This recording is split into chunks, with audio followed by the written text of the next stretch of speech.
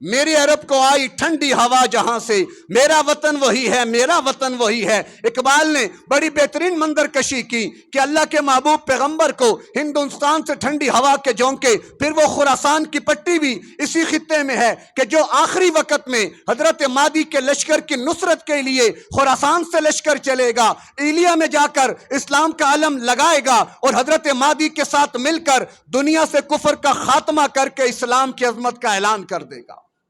لہذا اسی لیے دشمن آج اس کو گھیرے ہوئے ہے، یہاں کے لوگوں کو مارا جاتا ہے، اسلام پسند لوگوں پر دنیا تنگ کر دی جاتی ہے کہ کوئی چنگاری کہیں دوبارہ نہ پھوٹ پڑے، کہ جس طرح شیخ الہند رحمت اللہ علیہ جب مالٹا کے جزیرے میں قید تھے، اسی تحریک آزادی اور احیاء خلافت کی بنیاد پر ایک جرنل کا کورٹ مارشل ہوا، اس کو وہاں قید کیا گیا، دونوں کی ملاقات ہوتی ہے تو میں شیخ الہند نے کہا ہماری خلافت بیچاری ہچکولے لینے والے انتہائی کمزور، تم کیوں اس کے خلاف نکلے ہوئے ہو، کیوں اسے ختم کرنا چاہتے ہو؟ تو انگریز جرنل کا جواب یہ تھا، اتنا معصومانہ سوال نہیں ہے جس طریقے سے آپ نے کیا، ہم جانتے ہیں کہ خلافت کمزور ہے، ہم جانتے ہیں وہ آخری سانسیں لے رہی ہے، لیکن ہمیں یہ بھی معلوم ہے اگر آج تمہارے سلطان اور امیر نے اور خلیفہ نے اعلان جہاد کر دیا، پھر تمہیں اندازہ نہیں ہے کہ کہاں کہاں سے لوگ نکل کر وہ اپنے سینے پر گویا بم باندھ کر ہمارے سامنے آ جائیں گے کہ جن کے خلاف لڑنا ہمارے بس کی بات نہیں ہے۔ گویا کہ وہ چنگاریاں آج بھی ہیں، آج بھی یہ غزہ کا میدان آپ کے سامنے ہے، آج بھی فلسطین کے مسلمانوں کا مزاج آپ کے سامنے ہے کہ جو اپنے کتنے گھر قربان کروا چکے ہیں، کتنی نسلیں ان کی وہاں پر دفن ہو چکی ہیں، کتنا خون گر چکا ہے، کتنی ماؤں کے لال تڑپ کر وہ خاک میں اتر چکے ہیں، کتنی باپو نے جوان بیٹوں کے جنازے پڑھ لیے ہیں، لیکن ان کا عزم اور ان کی استقامت پر ذرا برابر جنبش نہیں آتی۔ کیوں؟ کہ ان کو سمجھ آ گئی ہے کہ اصل تو اللہ کا دین اور اس کی بقا اور اس کے لیے جان دینا ہے، مرنا تو ویسے بھی ہے، کوئی دنیا میں نہیں رہے گا، جو بھی آیا وہ جانے کے لیے آیا، کیوں نہ انسان عزت کی موت مرے، اور عزت کی موت وہی ہے جو اللہ کے دین کے لیے ہو، اللہ کے دین اور اللہ کی رضا کے لیے ہو، اللہ کے محبوب پیغمبر کی عظمت اور اس کے تحفظ کے لیے ہو۔ یہ سارے معاملات تو مختصر خلاصہ یہی ہے کہ یہ تحریک آزادی چلی، بڑی قربانیاں لگیں، جانیں دی گئیں، بچے یتیم، عورتیں بیوہ، عصمت دریاں ہو گئیں، اور کئی ماؤں نے اپنے لال پیش کر دیے، کئی بچے یتیم ہو گئے، تب جا کر یہ آزادی کی نعمت ملی۔ 76-77 سال کا عرصہ بیت گیا، جو مقصد تھا آج تک پورا نہیں ہوا۔ وہ 10 لاکھ لوگوں کا خون میری اور آپ کی گردن پہ قرض ہے، وہ ادھار ہے۔ اللہ سے جب نعمت مانگی جائے، یہ قانون ہے اللہ کا، اللہ دیتا ہے مانگنے پر، اور دینے کے بعد اگر وہ لوگ اس کی قدر نہ کریں تو پھر اللہ کی طرف سے عذاب کے کوڑے بھی آیا کرتے ہیں۔ جو آج ہمارے حالات ہیں اس کے پیچھے وہی معاملات ہیں، لیکن انشاءاللہ آج تو بنگلہ دیش کی کیفیت آپ نے دیکھ لی ہے کہ وہاں پر کیا ہوا۔ ایک بنگلہ دیش ابھی تک شاید بچا ہوا تھا، وہاں پر بھی ماحول بنا دیا گیا، گویا یہ ایک تسلسل ہے جو کبھی شام اور عراق اور لیبیا میں، اور کبھی افغانستان اور کشمیر میں، کبھی فلسطین اور اب بنگلہ دیش میں، یہ چن چن کے امت مسلمہ کے اندر ارتعاش پیدا کیا جا رہا ہے۔ گویا عالمی طاقتوں نے ارادہ کر لیا کہ اب بس،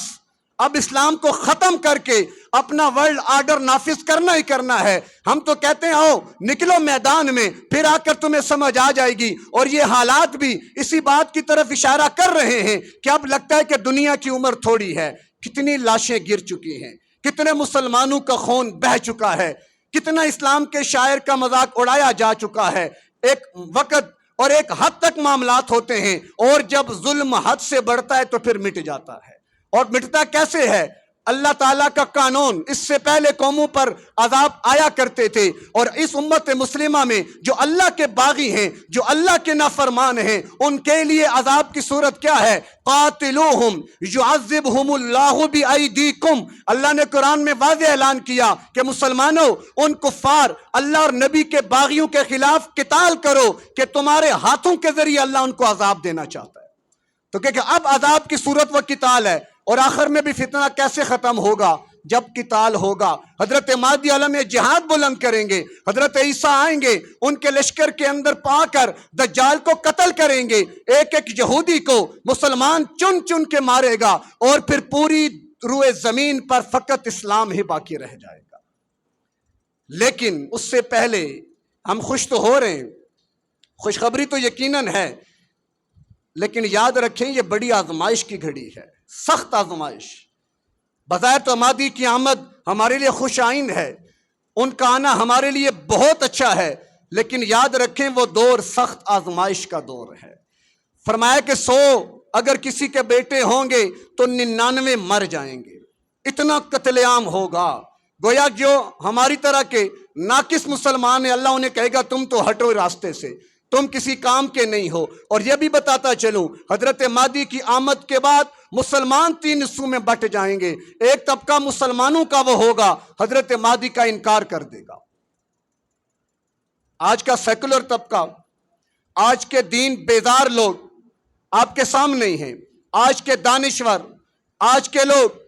کیا بعید ہے کہ اگر اللہ حضرت مہدی کو بھیج دے تو سب سے پہلے انکار یہی کریں گے، یہی ان کے خلاف نکل آئیں گے احتجاج کرنے کہ یہ کیا کر رہے ہو، یہ کیا کر رہے ہو۔ اسرائیل نے کتنے دنیا تباہ کر دی، امریکہ نے تباہ کر دی، جرمنی اور جاپان نے تباہ کر دی، نیٹو نے مل کر تباہی پھیر دی، کوئی پوچھنے والا نہیں، کوئی دہشت گردی کا الزام لگانے والا نہیں۔ کسی ایک چھوٹے خطے میں اگر مسلمان اپنے حق کے لیے باہر نکلتے ہیں، فوراً دہشت گرد کا ٹھپا لگا کر خاتمہ کر دیا جاتا ہے۔ ان حالات میں اگرچہ بظاہر مایوسی ہے، لیکن حضرت مہدی کی آمد بھی بہت قریب ہے۔ پہلا طبقہ مسلمانوں کا وہ ہوگا جو انکار کر دے گا، اللہ ہماری حفاظت فرمائے،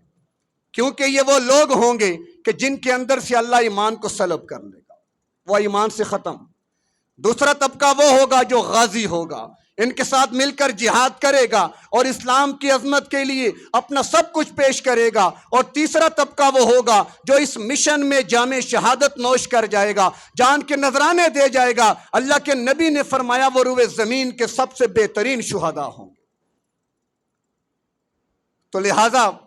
ان کا ساتھ ملے گا ایمانی بنیاد پر، ان کا ساتھ ملے گا روحانی بنیاد پر۔ ہمارا ایمان اور ہماری روحانیت کہاں کھڑی ہے سب جانتے ہیں۔ اگر انہی ایام اور انہی دنوں میں حالات ایسے بن گئے، حضرت مہدی کی آمد ہو گئی، تو ہم میں سے کتنے لوگ ہیں جو بھاگ کر جائیں گے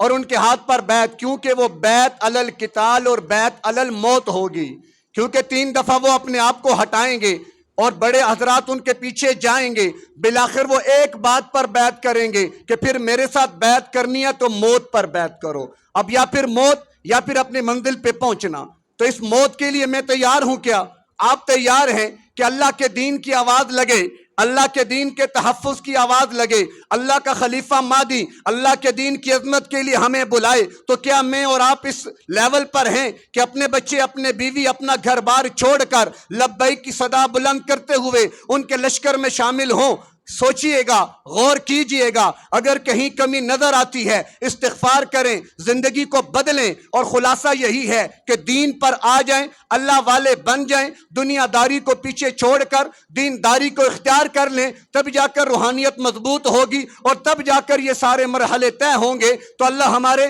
ملک پاکستان کو بقا اور استحکام نصیب فرمائے، اللہ اسلام کو بھی عظمتیں عطا فرمائے اور پوری دنیا پہ اللہ اسلام کا غلبہ فرمائے، اور اللہ اس عظیم محنت کے لیے ہمیں اپنی جانوں اور مالوں اولادوں کے ساتھ قبول فرمائے۔ وآخر دعوانا الحمدللہ۔